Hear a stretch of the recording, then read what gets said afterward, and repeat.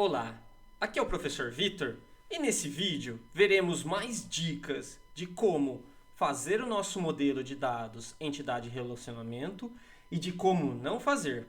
Vimos no vídeo passado que para fazer uma modelagem de dados nós podemos começar utilizando um modelo conceitual, passando por um modelo lógico e depois um modelo físico.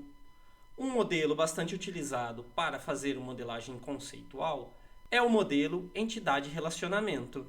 O modelo entidade-relacionamento visa identificarmos quais as entidades que estão no nosso sistema, que fazem parte do nosso sistema e são pertinentes guardarmos os dados delas. As entidades elas podem ser descritas utilizando atributos e as entidades têm os relacionamentos ou as associações entre elas.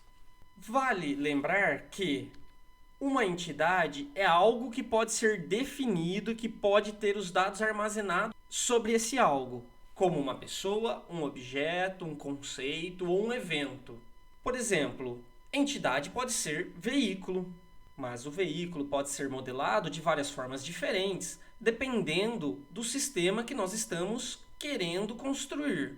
Por um lado, um veículo pode conter somente caminhões, veículos de carga.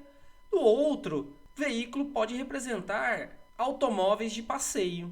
Ou seja, de um lado podemos ter veículos de carga, que nos interessa saber a capacidade, o número de eixos, a placa, por exemplo, numa transportadora. Do outro lado, temos os veículos de passeio, que nos interessa saber a placa, a capacidade em transportar pessoas, o número de portas, e este tipo de entidade poderia ser representado dentro de um sistema de aluguéis de veículo. Ou ainda, uma entidade pode ser cliente, mas cliente pode ser uma pessoa física, pode ser uma pessoa jurídica, dependendo do sistema que nós estamos construindo. Uma pessoa física faz sentido sabermos o CPF, o nome, o endereço, talvez a altura. Já numa pessoa jurídica, nós teríamos interesse em saber o CNPJ, razão social, o endereço, isso dependendo do sistema que estamos querendo construir. Tome de exemplo um sistema de gestão de estoques. Se vamos modelar o banco de dados para esse sistema, será que faz sentido termos como entidade a loja? Se o sistema de gestão de estoques compreende mais do que uma loja, isso pode fazer sentido.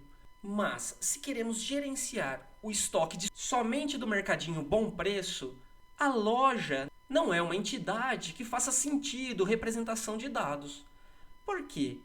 A entidade loja terá somente uma instância, ou seja, somente um conjunto CNPJ, razão social e endereço. Então, para fazer sentido representarmos essa entidade tem que ter várias instâncias. Em relação aos atributos, por exemplo, no caso dos clientes, nós temos uma entidade chamada cliente, em que ela pode ser definida pelas suas características: CNPJ, nome, endereço e altura. Será que faz sentido termos um atributo para descrever a altura do cliente? Será que a altura é uma característica que descreve esse cliente? Bem, pode parecer estranho, pode ser que nem todos os sistemas esse atributo seja pertinente, mas, por exemplo, numa alfaiataria, a altura do cliente pode ser relevante. Da mesma forma, será que faz sentido representarmos a cor dos olhos do cliente? Eventualmente, numa clínica oftalmológica, isso pode fazer sentido por questões de histórico. Desta forma, os atributos modelados em cada uma das entidades, eles têm que ser representativos.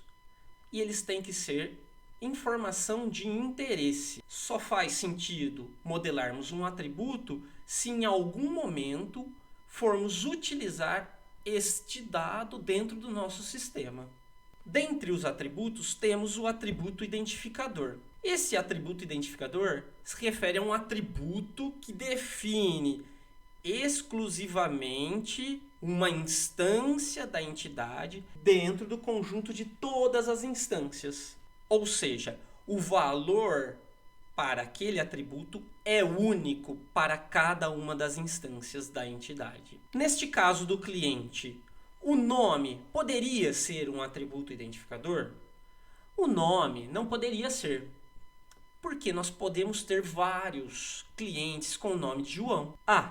Mas podemos utilizar o nome completo, João Aparecido da Silva, mas temos muitos homônimos. Então, o nome não pode ser um atributo identificador, porque ele não é uma característica que distingua cada um dos clientes. E o CPF? O CPF tem um valor atribuído a cada uma das pessoas. Então, o CPF pode ser um atributo identificador.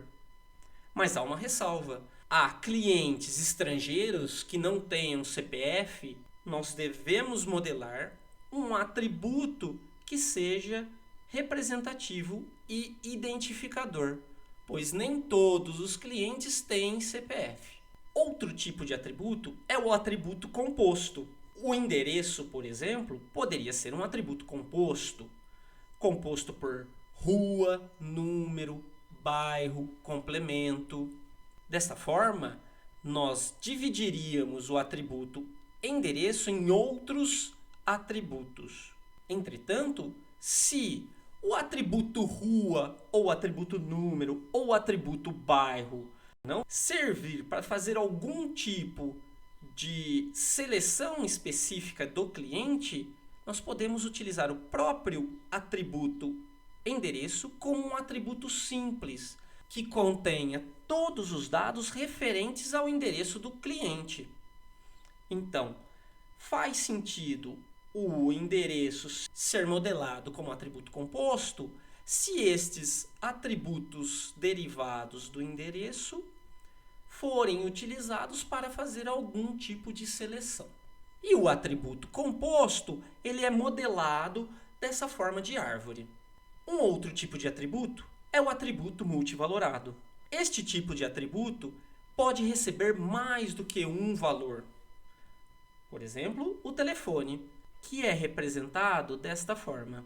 Um cliente pode ter o telefone celular, o telefone residencial, o telefone profissional, entre outros. Então, o atributo telefone poderá receber muitos valores. É um atributo multivalorado. Agora, em relação aos relacionamentos. Um relacionamento indica como entidades atuam umas sobre as outras, ou como elas estão associadas umas às outras. Para discutirmos mais sobre relacionamento, vamos imaginar um sistema de gestão de empréstimo de quadros. Imagine que um homem de negócios ele possui um grande número de quadros e ele empresta esses quadros para museus de todo o mundo. Ele está interessado em criar um sistema de informação que registre o que ele empresta e a quem ele empresta, para não perder o controle desses quadros.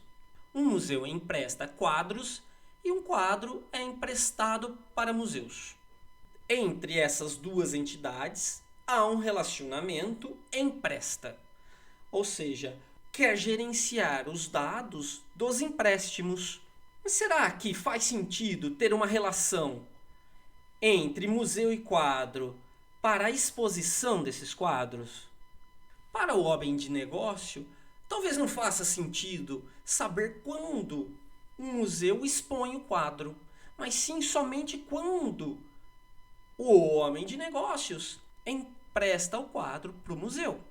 Então, a representação da relação expõe talvez não faça sentido para um sistema de gestão de empréstimo de quadros para este homem de negócios. E se não faz sentido, esse relacionamento não é representado no DER. Além do mais, entre duas entidades há relacionamentos. Não há a representação de associação entre as duas entidades sem utilizarmos o losango que lhe representa o relacionamento. Ou seja, esta é uma forma incorreta de representar o relacionamento.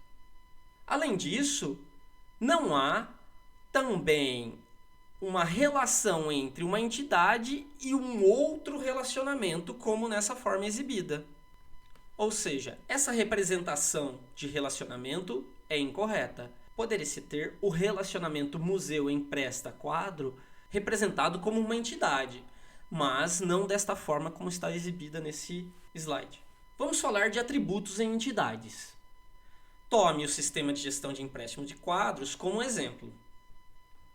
Nós temos que a entidade artista tem um relacionamento com a entidade quadro, em que o atributo movimento representa a técnica que o artista emprega para pintar um quadro. O atributo movimento, ele deve ser modelado na entidade artista ou deve ser modelado na entidade quadro. A modelagem desse atributo tem que ser pensada. Um artista, ele não segue um movimento em específico, ele passeia por vários movimentos. Mas um quadro, ele é definido pelos críticos de arte como pertencentes a algum movimento que utiliza uma técnica específica. Ou seja, o atributo movimento é um atributo que deve ser modelado na entidade quadro. Ao definirmos o nosso diagrama entidade-relacionamento, devemos ter o cuidado de não utilizarmos duas entidades com o mesmo nome. Se elas representam a mesma entidade, nós não utilizamos o retângulo duplicado. Nós utilizamos um único retângulo para representar uma entidade em específico e representamos os distintos relacionamentos que há entre essas entidades. Nos relacionamentos, também podemos ter um atributo. E ele é representado desta forma, como um atributo ligado ao losango que lhe representa o relacionamento. Veremos que, dependendo do tipo de relacionamento, da cardinalidade, este atributo pode ser modelado em alguma das entidades. Se o relacionamento for do tipo 1 para n, o atributo pode ser modelado na entidade que está do lado do n. Na modelagem lógica, veremos mais sobre isso. Agora, quero falar um pouco sobre redundância dos dados.